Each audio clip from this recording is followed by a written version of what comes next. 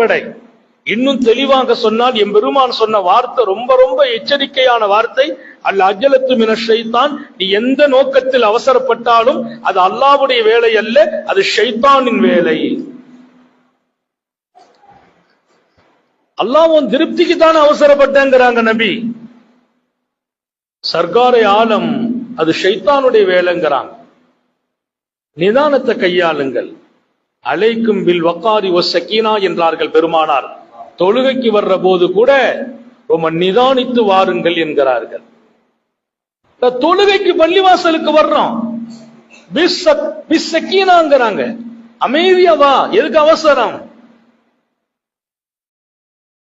இல்ல ரக்காத்து முடிஞ்சு போயிடும்.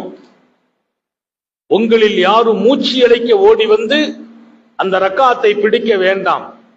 இமாம் ருக்குவுக்கு போயிட்டாங்க, நம்ம வந்து சேர்ந்தா ஒரு ரக்காத்து கிடைக்கும். அப்படி மூச்சு இழைக்க வந்து பிடிக்க வேண்டாம். மாறாக நிதானமா வாங்க.